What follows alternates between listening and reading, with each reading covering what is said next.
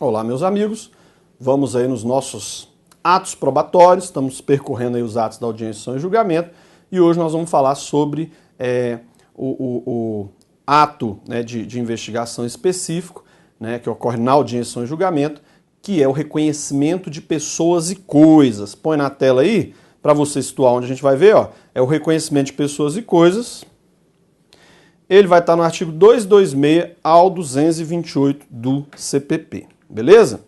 O que é esse reconhecimento? Primeiro, quem que pode ser objeto lá de ser reconhecido e quem que pode reconhecer? Então, olha lá, é um ato feito. Vamos botar aqui, ó, faltou aqui.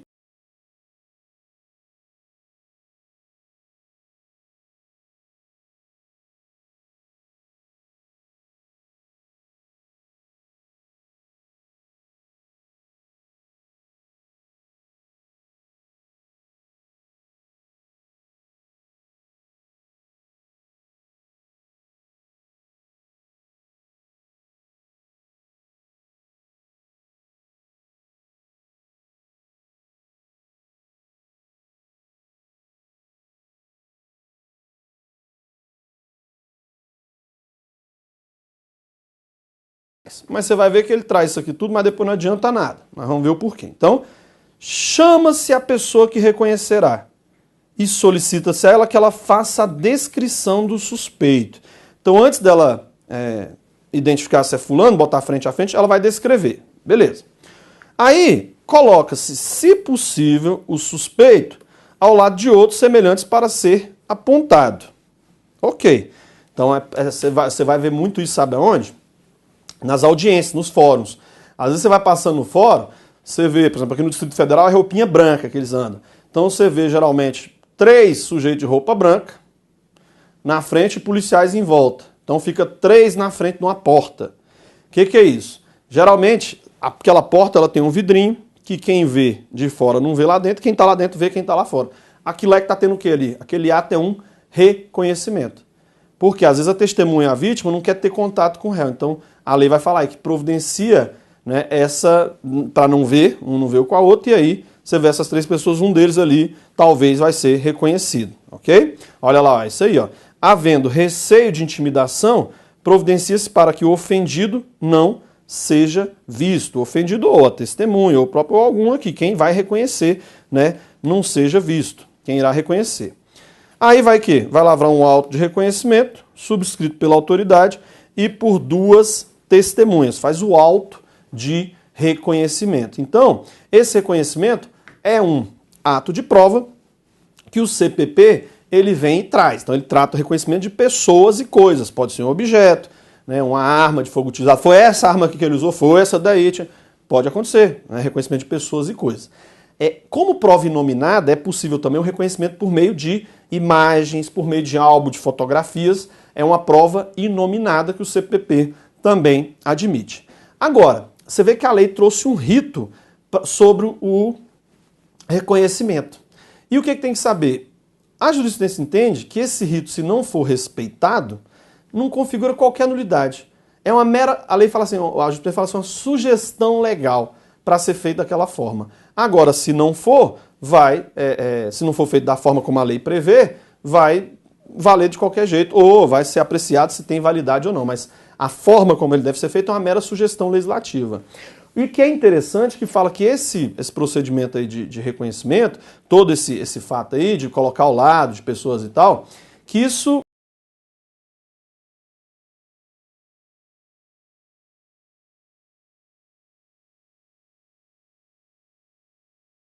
até que é uma sugestão, porque na verdade é na delegacia ela que tinha que fazer dessa forma, porque na delegacia como é que funciona o reconhecimento? Chega a pessoa lá que vai reconhecer, quem recebe ela é o agente. Que bom, minha senhora, que a senhora veio reconhecer, viu?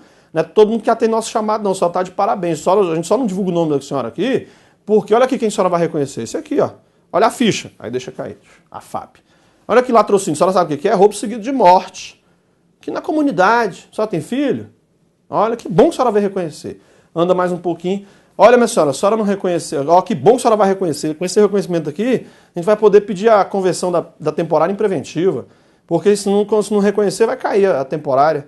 Olha aqui, imagina isso aqui na rua. Que bom que a senhora vai reconhecer. Dá até um abraço. Aí chega lá, bota quantos para a pessoa reconhecer? Um só. Foi esse aí? Foi esse mesmo. Tá lá.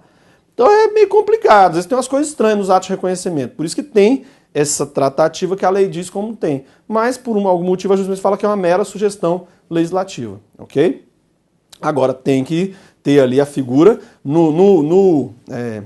nesse reconhecimento feito na fase policial, dispensa advogado. Se for na fase judicial, tem que ter advogado, porque às vezes tem umas coisas até estranhas lá Teve uma vez que foi um sujeito, era um réu, lembrando aqui, você vai lembrando dos casos.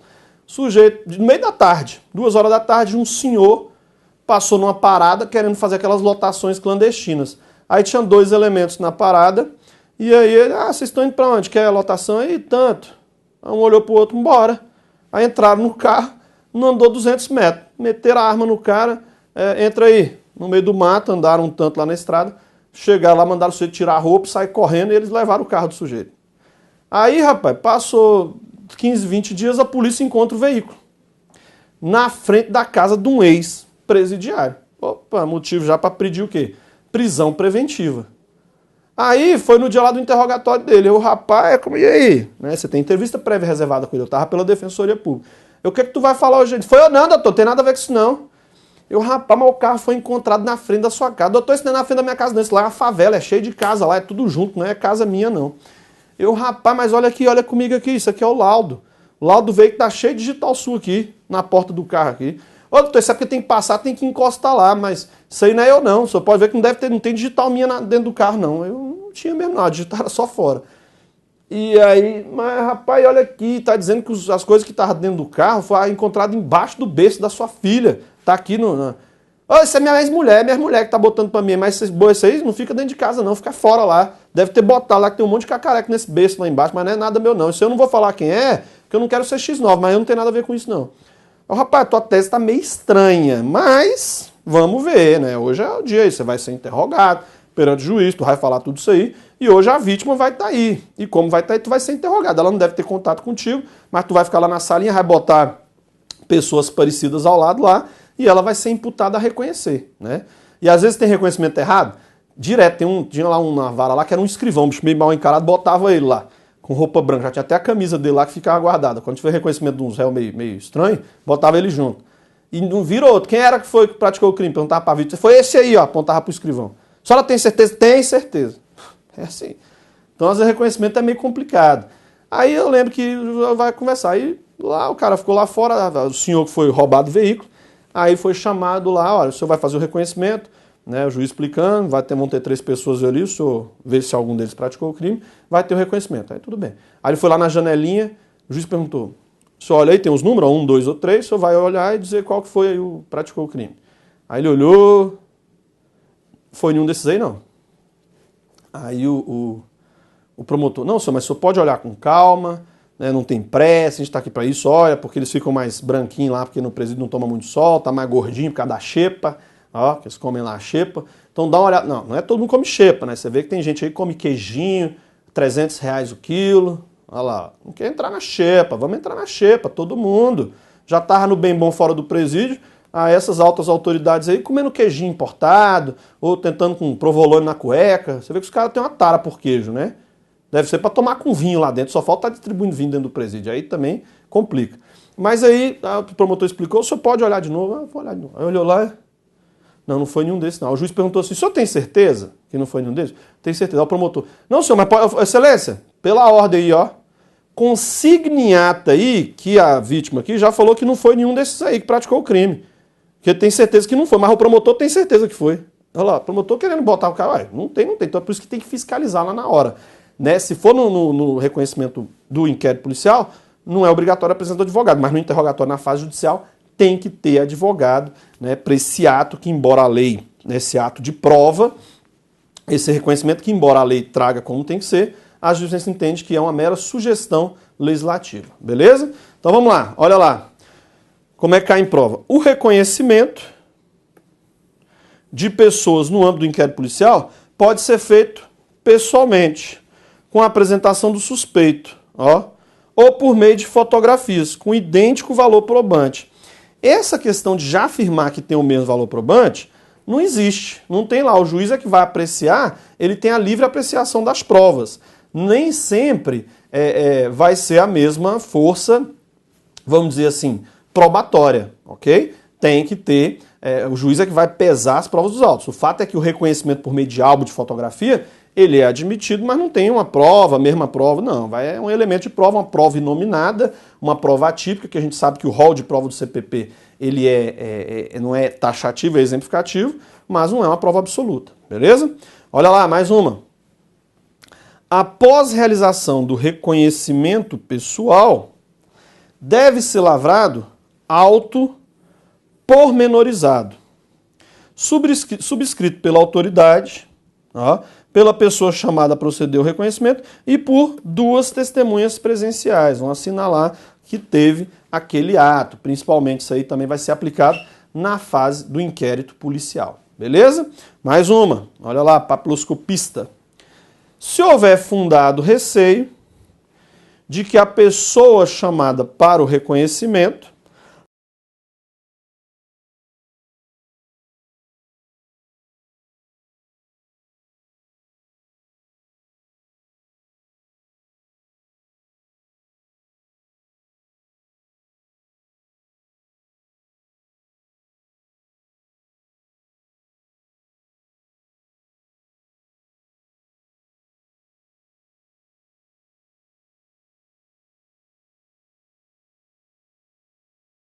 era isso, e saber que a justiça entende que é uma mera sugestão legislativa. Ok, acariação.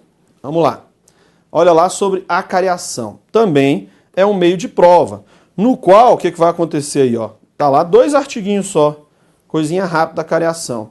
Então a acariação, ela pode, a primeira coisa que você vai falar sobre ela é que essa acariação vai ser colocar frente a frente, em regra, porque pode também ser por videoconferência, pode ser por carta precatória, em que manda o depoimento e o juiz lê aquele depoimento e confronta lá com o que a testemunha está falando. Essa acariação é o confronto de depoimentos. Em regra é cara a cara, pessoalmente.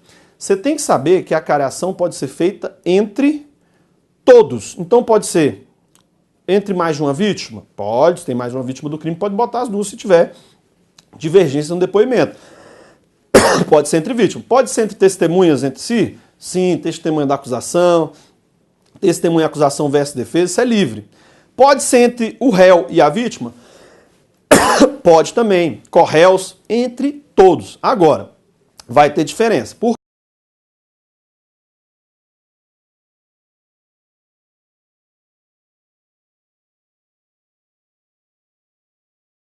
falso testemunha. Vítima. Pode obrigar a vítima a ir lá? Pode ser conduzida coercitivamente. Só que as vítimas, elas não são compromissadas. Então pode ir lá ficar olhando uma para a outra e não querem falar nada. Não tem nenhuma consequência, porque elas não são compromissadas. Então vítima pode até levar, mas não vai ser compromissado. Se mentir, ou se não vai ter, a princípio, nenhuma consequência. Vítima e réu, pode? Vítima e testemunha, entre elas, pode? Vítima e réu, testemunha e réu, pode. Só que o réu, ele só vai participar de acariação se ele quiser. Por quê? Porque ninguém é obrigado a produzir prova contra si mesmo. Então, como é um ato probatório, ele só vai participar se quiser. Ele não pode ser constrangido a participar da acariação. Ele vai falar se quiser. Ele tem o direito ao silêncio. Fica calado. Beleza? Então, essa acariação meio de prova pode ser feita entre todos. Não é direito subjetivo, porque o juiz é que vai analisar cada caso se cabe ou não a acariação, se tem aquela divergência ou não de depoimento. Então põe na tela, vamos ver. Olha lá, ó. É um ato processual, é um ato probatório, que consiste em colocar...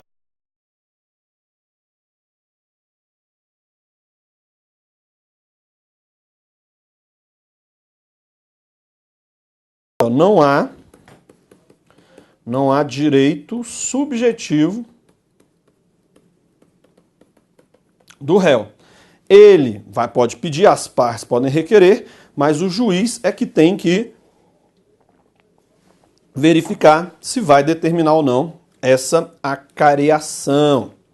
Poderá lá ser requerida por qualquer das partes, ou o juiz de ofício pode determinar, ou mesmo o delegado. Então ela pode ser tanto no inquérito como na fase judicial.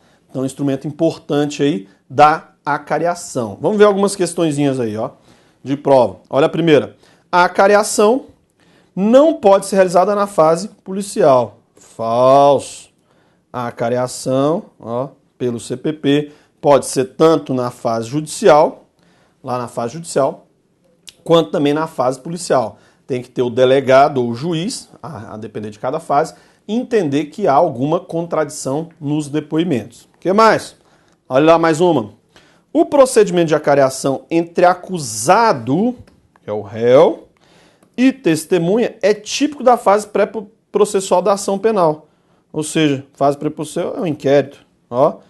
E deve ser presidido pelo delegado de polícia. Ué, beleza, essa acareação é típico da fase pré-processual? Não, não é típico lá, é qualquer fase, e também na fase judicial, é o mesmo momento, então em pé ou na fase judicial. Tranquilo?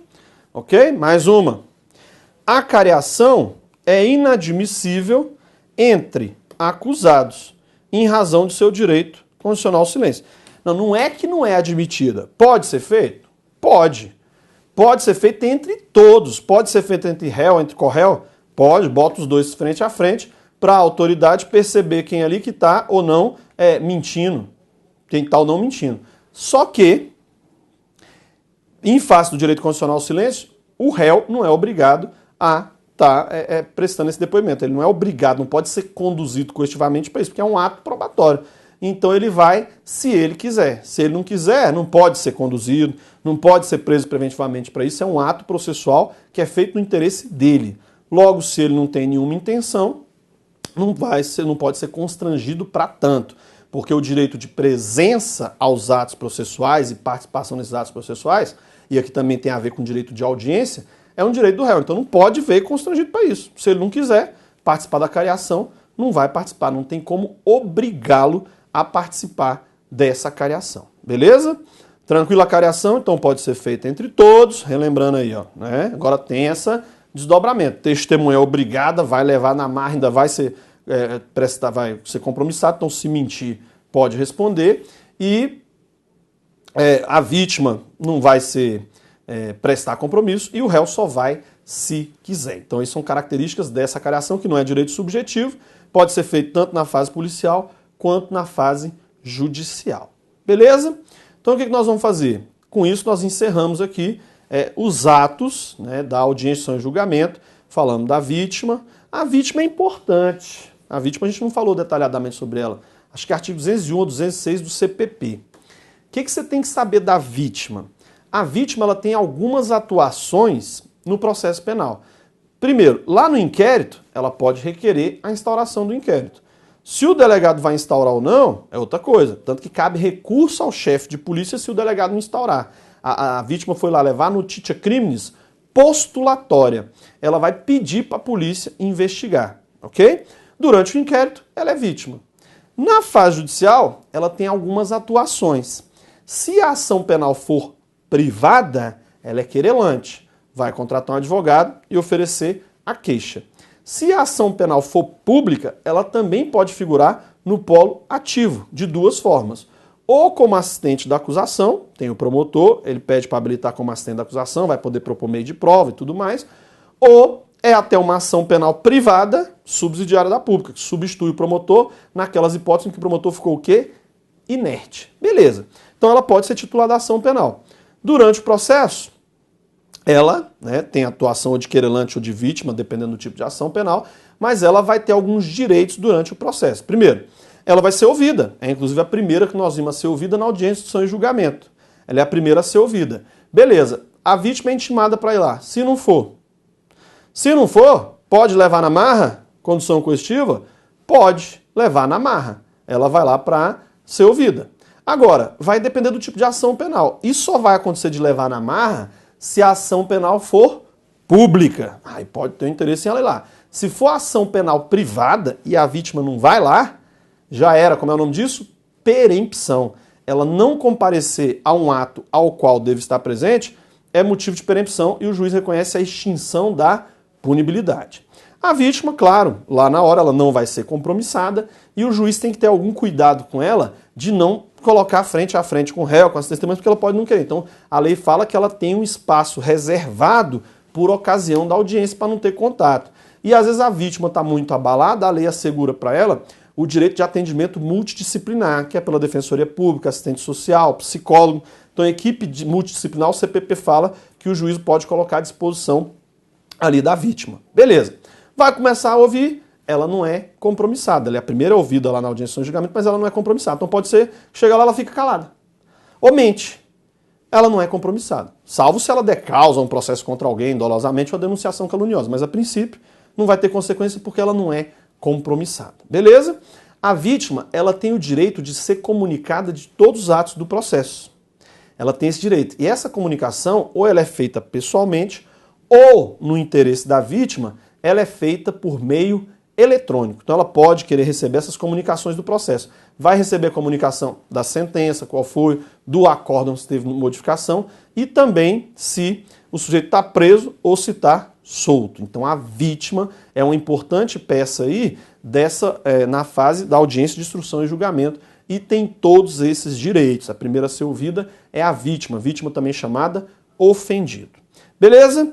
Então com isso a gente passou a régua aí nos atos de instrução, principalmente esses que ocorrem na audiência e julgamento, e a gente se encontra aí para outros blocos aí ainda na fase probatória, né? Tem que ver, tem módulo aí específico aí que você vai estar analisando, claro, se for objeto aí do seu edital, porque a gente vem segmentando para quê? Porque às vezes a matriz ela é gigante, às vezes você está aproveitando só uma parte específica que aproveita para o seu concurso. Então tem essa, vamos dizer, essa possibilidade que é importante, que a gente tenta ao máximo ir gravando aqui cada bloco com assunto específico. Às vezes esse assunto apenas é objeto aí do seu edital e você não quer gastar tempo com outros assuntos. Então por isso que é bem segmentado. Mas tem os outros blocos, nós vamos ver prova documental, a prova indiciária, busca e apreensão, que são outros elementos ali de atividade processual. Beleza?